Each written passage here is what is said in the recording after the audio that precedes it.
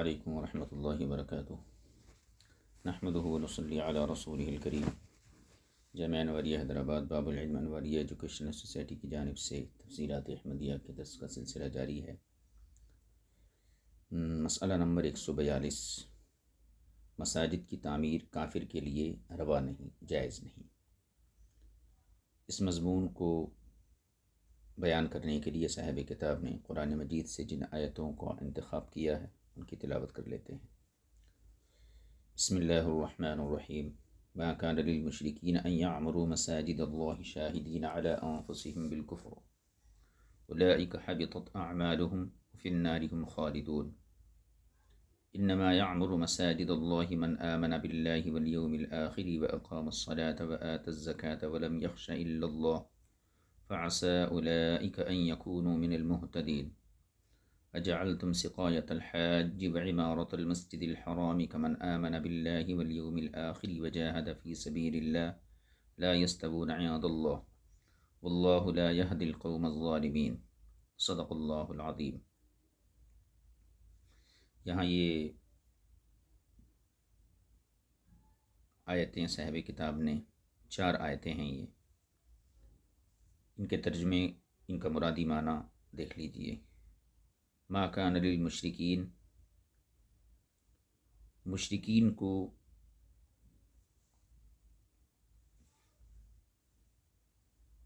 ما کان للمشرکین ان یعمروا مساجد اللہ، مشرکین کو اللہ کی مسجدوں کی تعمیر زیب نہیں دیتی۔ شاہدین علی انفسہم بالکفر، جبکہ وہ اپنی ذاتوں پر کفر کے گواہ ہیں۔ اولئک حبطت اعمالہم، یہ وہ لوگ ہیں جن کے اعمال ضائع ہو گئے۔ وفی النار ہم خالدون، اور وہ جہنم کی آگ میں ہمیشہ رہنے والے ہیں۔ انما یعمر مساجد اللہ، اللہ کی مسجدیں وہ لوگ تعمیر کرتے ہیں، من آمن باللہ، جن کا اللہ پر ایمان ہو، والیوم الآخر، اور قیامت کے دن پر ایمان ہو، واقام الصلاۃ وآت الزکاۃ، اور نماز کی اقامت اور زکوٰۃ کی ادائیگی کرتے ہیں، ولم یخش الا اللہ، اور اللہ کے سوا کسی سے نہیں ڈرتے۔ فعسى اولئک ان یکونوا من المہتدین، بس بہت جلد یہ لوگ ہدایت یافتہ لوگوں میں سے ہوں گے۔ اجعلتم سقایۃ الحاج، کیا تم نے حاجیوں کو پانی پلانا، وعمارۃ المسجد الحرام، اور مسجد حرام کی دیکھ بھال کرنا، کمن آمنا، اس جیسا سمجھتے ہو، کمن آمن باللہ والیوم الآخر وجاہد فی سبیل اللہ، جو اللہ تعالیٰ پر ایمان لایا اور قیامت کے دن پر بھی، اور اس نے اللہ کی راہ میں جہاد کیا۔ لا یستوون عند اللہ، اللہ تعالیٰ کے یہاں یہ برابر نہیں۔ واللہ لا یہدی القوم الظالمین، اور اللہ تعالیٰ ظالم قوم کو ہدایت نہیں دیتا۔ یہ چاروں آیتوں کا، کی 3 آیتیں ہیں، یہ تینوں آیتوں کا مفہوم ہو گیا، اس کا مرادی معنی ہو گیا۔ ملا جیون علیہ رحمہ فرماتے ہیں، یہ 3 آیتیں ایسی ہیں جن کے شان نزول میں مروی ہے، یہ کب اتری تھیں، اس کے پس منظر کے بارے میں مروی ہے کہ حضرت عباس رضی اللہ تعالیٰ عنہ کو ان کی مشرکانہ حالت میں، جب وہ ایمان نہیں لائے تھے، حالت شرک میں، جب گرفتار کر کے قیدی بنا لیا گیا تو حضرات صحابہ اکرام نے ان پر اسلام پیش کیا، اور شرک پر رہنے کی وجہ سے ان کو ملامت کی۔ اس کے جواب میں انہوں نے کہا کہ تم لوگ ہم سے افضل نہیں، ہم اور تم برابر ہیں۔ دیکھو، ہم مسجد حرام کی تعمیر میں مشغول رہتے ہیں، اس کی تعظیم کرتے ہیں، اور حاجیوں کو پانی پلانے کے علاوہ ہم غلاموں کو آزاد بھی کرتے ہیں۔ اس پر یہ آیات کریمہ نازل ہوئیں۔ یعنی گویا کہ حضرت عباس رضی اللہ تعالیٰ عنہ نے ایمان لانے سے پہلے خانہ کعبہ کی خدمت کی وجہ سے اپنے کو اور اہل ایمان کو ایک درجے میں رکھا، اور انہوں نے اپنی فضیلت میں جو چیزیں بیان کی وہ یہی کہ ہم لوگ خانہ کعبہ کی خدمت گزاری کرتے ہیں اور اس کی تعظیم کرتے ہیں، اور جو لوگ اس کا طواف کرنے آتے ہیں، حج کرنے آتے ہیں، ان کو ہم پانی پلاتے ہیں، سقایا کا کام ہمارا ہے، غلاموں کو آزاد بھی کرتے ہیں، تو یہ خوبیاں ہمارے اندر ہیں، تو تم لوگ ہم سے افضل نہیں ہو۔ اللہ جیون علیہ رحمہ فرماتے ہیں آیتوں کا تفسیری معنی یہ ہوگا کہ مشرکین کے لیے یہ صحیح نہیں ہے، اور نہ ہی ان کے لیے اس بات میں استقامت ہے، یعنی کوئی کہنا چاہیے ان کے صحیح سچے ہونے کی یا حق پر ہونے کی اس بات میں کوئی دلیل نہیں ہے کہ وہ اللہ تعالیٰ کی مسجدوں کو تعمیر کریں، جبکہ ان کی اپنی حالت یہ ہے کہ وہ خود اپنی ذاتوں پر کفر کے گواہ ہیں۔ یعنی ان کے لیے یہ درست بات نہیں کہ ایسی دو چیزوں کو جمع کرنے کا دعویٰ کریں جن میں سے ایک دوسرے کی نفی کرتی ہے، ایک بیت اللہ کی تعمیر اور دوسری غیر خدا کی عبادت کرنا، تو ایک چیز دوسری چیز کی نفی کرتی ہے۔ تو ایک طرف مشرکین جو ہیں خانہ کعبہ کی تعمیر کرتے، اس کی خدمت کرتے، دوسری طرف اسی گھر میں غیر خدا کی عبادت کرتے، تو یہ دو چیزیں ایسی ہیں جو ایک دوسرے کی نفی کرتی ہیں۔ اللہ تعالیٰ کی مسجدوں کو وہ لوگ تعمیر کرتے ہیں جن کا اللہ تعالیٰ پر اور قیامت کے دن پر ایمان ہے، اور نماز قائم کرتے ہیں اور زکوٰۃ ادا کرتے ہیں، اور اللہ تعالیٰ کے علاوہ کسی سے نہیں ڈرتے۔ یعنی ایسے مومن اس کے مستحق ہیں جو علمی اور عملی کمالات کے جامع ہیں۔ مقصود یہ ہے کہ اللہ تعالیٰ نے مشرکوں کو مسجدوں کی تعمیر سے حالت کفر و شرک میں رہتے ہوئے منع فرما دیا، یعنی جب تک تم کفر و شرک کی حالت میں ہو اللہ کی مسجدوں کی تعمیر تمہارے لیے ممنوع ہے، اور اس کی اجازت یعنی مسجدوں کی تعمیر کرنے کی اجازت، مسجدوں کو آباد کرنے کی اجازت ایسے لوگوں کو بخشی گئی جو صفات مذکورہ کے بالخصوص جامع ہوں، یعنی جن کے اندر یہ خوبیاں پائی جاتی ہوں، جیسے وہ ایمان والے ہوں، اللہ پر قیامت کے دن پر نماز قائم کرتے ہوں، زکوٰۃ دیتے ہوں، اللہ کے سوا کسی سے نہ ڈرتے ہوں، ایسے لوگوں کو اللہ تعالیٰ نے خاص طور پر جو ہے مسجدوں کی تعمیر کی اجازت بخشی جو ان تمام صفات کے جامع ہوں۔ صاحب مدارک اور اسی طرح فاضل اجل قاضی بیضاوی رحمۃ اللہ علیہ نے صاحب کشاف کے کلام سے اخذ کرتے ہوئے لکھا ہے کہ مسجدوں کی عمارت یعنی اس کی تعمیر،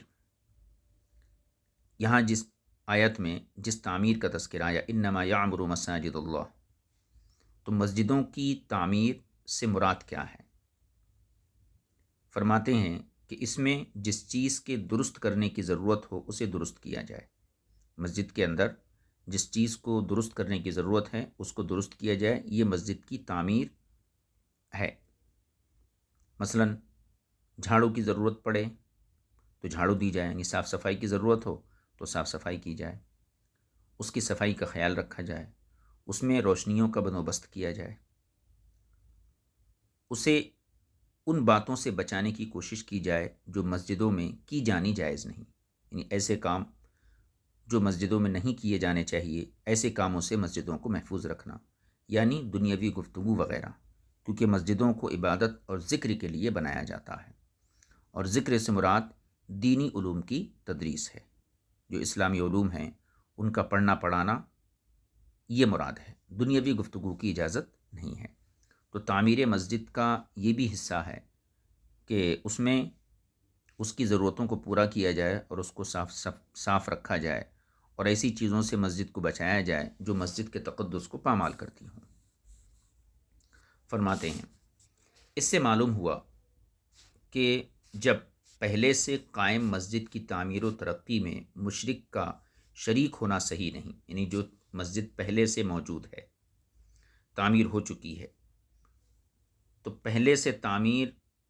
مسجد کے اندر مشرک کا ہونا یہ صحیح نہیں ہے، تو نئے سرے سے کسی مسجد کی تعمیر بطریقہ اولا ان کے لیے ممنوع ہے۔ خانہ کعبہ پہلے سے موجود تھا، اور یہ آیت کریمہ خاص طور پر خانہ کعبہ کے لیے ہی نازل ہوئی ہے۔ تو جب اللہ کا گھر پہلے سے موجود ہے تو اس میں اللہ تعالیٰ نے مشرک کو برداشت نہیں کیا، تو پھر نئے سرے سے مسجد کی تعمیر میں مشرک کیسے حصہ لے سکتا ہے؟ یہ بھی ممنوع ہے۔ لہٰذا اگر کوئی کافر مسجد بنانے کا ارادہ کرتا ہے یا اس کی تعمیر کا پروگرام بناتا ہے، اسے اس سے منع کیا جائے گا۔ نص قرآنی کا یہی مفہوم ہے، اگرچہ از روئے روایت اس مفہوم پر دلالت نہیں، از روئے روایت اس مفہوم پر آیت دلالت نہیں کرتی ہے، لیکن نص قرآنی کا یہی مفہوم ہے۔ ملا جیون نے گویا کہ اس آیت کریمہ سے اس مسئلے کا استخراج کیا کہ نئے سرے سے مسجد کی تعمیر میں کافر کو شریک کرنا یہ جائز نہیں ہے۔ آگے چلیے، فرماتے ہیں ہو سکتا ہے اللہ تعالیٰ نے یہاں جو لفظ مساجد ذکر فرمایا ہے، مساجد یہ جمع ہے، یعنی اللہ کی مسجدوں کو مشرکین تعمیر نہیں کرنا، ان کو یہ زیب نہیں دیتا ہے، تو مساجد جمع کا ذکر فرمایا، حالانکہ قصہ مذکورہ کا تعلق صرف مسجد حرام کے ساتھ ہے، یعنی جو واقعہ ہے وہ صرف مسجد حرام کا ہے، لیکن وہاں پر جو ہے جمع کا صیغہ لایا گیا، اس کی وجہ یہ ہو کہ یہ حکم عام مساجد کے لیے دیا جا رہا ہو، اس لیے یہاں پر جمع کا صیغہ لایا گیا ہے۔ تو اس توجیہ کے ذریعے بھی ملا جیون کے پیش کردہ مسئلے کی جو ہے مسئلے کو تقویت ملتی ہے کہ تمام مساجد کا یہ حکم ہے۔ بعض حضرات نے اس کی توجیہ میں کہا ہے، کس کی؟ کہ مسجد حرام تو ایک ہے، لیکن مساجد جمع کا لفظ لایا گیا، تو اس کی توجیہ میں کہا ہے کہ مسجد حرام چونکہ تمام مساجد کا قبلہ ہے، لہذا اس کی تعمیر اور بنا، اس کی تعمیر کرنا، اس کو بنایا جانا گویا تمام مساجد کی تعمیر اور بنا ہے۔ لیکن پہلی والی جو توجیہ ہے وہ زیادہ بہتر ہے کہ گویا کہ تمام مساجد کے لیے حکم عام کیا گیا ہے۔ فرماتے ہیں یہ تفسیر جو ہم نے کی یہ مشہور قرأت کے مطابق ہوگی،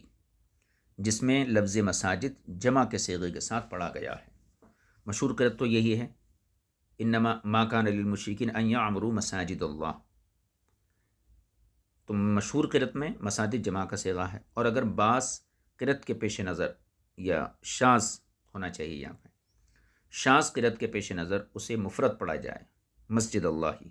تو اس صورت میں مذکورہ حکم تمام مسجدوں کی طرف منتقل کیا جائے گا، کیونکہ نص قرآنی اپنے مورد یعنی کے ساتھ مخصوص نہیں ہوگی۔ مطلب یہ ہے کہ ہم جو قرآن میں پڑھتے ہیں تو مساجد جمع کا صیغہ پڑھتے ہیں، یہ مشہور قرأت کے مطابق ہے۔ اگر شاذ قرأتوں کو دیکھا جائے تو اس میں یہ لفظ مفرد کے ساتھ مسجد آیا ہے، تو اگر مفرد کے ساتھ آیا ہے جب بھی، یہاں پر صرف خانہ کعبہ مراد نہیں ہوگا بلکہ دنیا بھر کی تمام مسجدیں مراد ہوں گی۔ کیوں؟ اس لیے کہ قرآن کریم کی آیت کا نزول کسی خاص واقعے میں ہوتا ہے، لیکن وہ حکم اس واقعے کے ساتھ خاص نہیں ہوتا ہے بلکہ حکم عام ہوتا ہے۔ فرماتے ہیں آیت کریمہ میں خشیت کو بطور حصر ذکر فرمایا گیا، وَلَمْ يَخْشَ إِلَّا اللَّهُ، یعنی جو لوگ مسجدوں کو آباد کرنے کی صلاحیت رکھتے ہیں ان کے اوصاف بیان کرتے ہوئے اللہ نے فرمایا وَلَمْ يَخْشَ إِلَّا اللَّهُ، جو ایمان لاتے ہیں اللہ پر، قیامت کے دن پر نماز قائم کرتے ہیں، زکوٰۃ دیتے ہیں اور اللہ کے سوا کسی سے نہ ڈرتے ہوں، تو خشیت کو بطور حصر ذکر فرمایا کہ مسلمان ایسے لوگ جن کا ڈرنا صرف اللہ کی ذات پہ منحصر ہو، کہ اللہ کے سوا کسی سے نہ ڈرتے ہوں۔ حالانکہ مسلمانوں کو اور طرح کے خوف بھی ہوتے ہیں، دوسرے خوفوں سے بھی واسطہ پڑتا ہے، تو پھر یہاں حصر کیوں کیا گیا؟ فرماتے ہیں اس کی وجہ یہ ہے کہ اس خشیت و خوف سے مراد دین کے معاملے میں خوف کھانا ہے، نہ کہ دوسری خطرناک اور ڈراؤنی چیزوں سے ڈرنا ہے۔ یہاں پر جو ولم یخش الا اللہ کا مطلب ہے کہ اللہ کے سوا کسی سے نہ ڈرتے ہوں، تو مطلب یہ ہے کہ دینی معاملات میں اللہ کے علاوہ انہیں کسی کا خوف نہ ہو، ورنہ دنیاوی اعتبار سے انسان کو بہت سی چیزوں سے خوف ہوتا ہے، مہلک چیزوں سے خوف ہوتا ہے، درندوں سے خوف ہوتا ہے، دشمن سے ڈر ہوتا ہے، تو یہاں پر جو ہے دین کے معاملے میں خوف مراد ہے، ورنہ اور ڈراؤنی چیزوں سے ڈرنا بھی انسان میں پایا جاتا ہے، اور اگر ہر قسم کا خوف ملا دیا جائے گا تو پھر یہ کذب لازم آئے گا۔ کذب سے اللہ تعالیٰ بری ہے، منزہ ہے۔ آگے فرماتے ہیں، یہ بھی کہا گیا ہے کہ لوگ بتوں سے ڈرتے تھے اور ان سے امیدیں وابستہ کرتے تھے، پس مسلمانوں سے اس مخصوص خوف کی نفی مراد ہے۔ یعنی مسلمان وہ ہیں جو ان بتوں سے نہ ڈرتے ہیں نہ ان سے امیدیں وابستہ کرتے ہیں، جیسا کہ مدارک میں مذکور ہے۔ آگے دیکھیے، ایمان کے ضمن میں اللہ تعالیٰ مسجد حرام کو آباد کرنے والوں کے اوصاف جو بیان فرمایا، اس میں سب سے پہلے چیز من آمنا باللہ، اللہ پر ایمان لانا۔ تو ایمان کے ضمن میں صرف اللہ تعالیٰ پر ایمان لانا ذکر کیا گیا، ایمان بالرسل کا ذکر نہیں کیا گیا۔ یعنی یہ نہیں کہا گیا من آمنا باللہ والرسول، رسول پر ایمان لانے کا تذکرہ یہاں نہیں کیا گیا۔ اس کی وجہ کیا ہے؟ اس کی وجہ یہ ہے کہ اللہ تعالیٰ پر ایمان لانا ایمان بالرسل پر قرینہ ہے، یعنی جو اللہ پر ایمان لائے گا تو یہ اس بات کا قرینہ ہے کہ وہ حضور کے ذریعے سے ہی ایمان لائے گا، تو ایمان بالرسالت پر قرینہ ہو گیا۔ اور ایمان باللہ اسی وقت مکمل ہوتا ہے جب کہ ایمان بالرسل بھی ہو، یعنی اللہ پر ایمان لانا اسی وقت معتبر ہوتا ہے جب کہ رسولوں پر بھی ایمان لایا جائے۔ اور اس کا الگ ذکر اس لیے بھی نہیں کیا گیا کہ آیت کریمہ کے الفاظ یہ ہیں وَأَقَامَ الصَّلَاةَ وَآتَى الزَّكَاةَ، یہ ایمان بالرسالت پر دلالت کرتے ہیں، کیونکہ اقام الصلاۃ و آتى الزکاة، نماز قائم کرنے کا تعلق اور زکوٰۃ دینے کا تعلق یہ شریعت سے ہے، اور شریعت حضور لے کر آئے، لہذا جو نماز قائم کرتا ہوگا، زکوٰۃ دیتا ہوگا، وہ حضور کی رسالت پر بھی یقین رکھتا ہوگا۔ تو ان اعمال کے ضمن میں جو ہے ایمان بالرسالت آ جاتا ہے، اس لیے علیحدہ طور پر ایمان بالرسالت کو ذکر نہیں کیا گیا۔ آگے دیکھیے، لفظ عصا آیت میں جو آیا، لفظ عصا یہ توقع اور امید کے لیے ہوتا ہے، کسی چیز کی امید ظاہر کرنے کے لیے عصا کا لفظ استعمال کیا جاتا ہے۔ اس کو یہاں اس لیے ذکر کیا گیا تاکہ مشرکین کی ہدایت پانے کی امید منقطع ہو جائے اور ان کے اعمال کا ان کو نفع پہنچانا بھی منقطع ہو جائے۔ یعنی یہاں پر آیتوں میں عصا لایا گیا، حالانکہ یہ امید کے لیے لایا جاتا ہے، لیکن یہاں پر جو ہے ان کی امید کو منقطع کرنے کے لیے، یعنی مشرکین ہدایت پائیں گے، یہ امید ختم ہو گئی، نیز ان کے اعمال سے ان کو کچھ نفع بھی پہنچے گا، یہ بھی ختم ہو گیا۔ اور ان کی اس بات پر توبیخ اور سرزنش کی جائے کہ وہ اپنے آپ کو ہدایت یافتہ گمان نہ کر بیٹھیں۔ دیکھیے، جب اللہ تبارک و تعالی نے ان حضرات کو جو ایمان باللہ، ایمان بالیوم الآخر،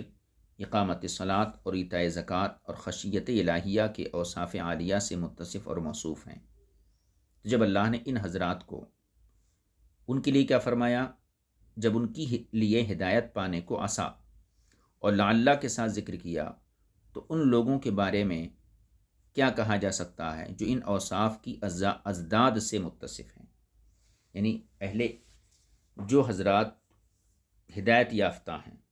ان کے لیے لعلہ اور عصا کا استعمال کیا گیا، اور یہ کون لوگ ہیں؟ جو اللہ قیامت پر ایمان رکھتے ہیں، نماز قائم کرتے ہیں، زکوٰۃ دیتے ہیں، خشیت الہی کے سے متصف ہیں۔ تو جو ان صفات کے حامل ہیں تو ان کو عصا اور لعلہ کے ساتھ ذکر کیا گیا۔ تو جو مشرکین اس سے متضاد صفات سے ہیں، یعنی نہ اللہ پر ایمان لاتے ہیں، نہ قیامت پر ایمان لاتے ہیں، نماز قائم کرتے ہیں، تو پھر جو ہے ان کے بارے میں کیا کہا جا سکتا ہے؟ اور اس لفظ عصا سے مومنوں کو بھی منع کیا گیا، کہیں وہ اپنے اعمال پر غرور نہ کر بیٹھیں،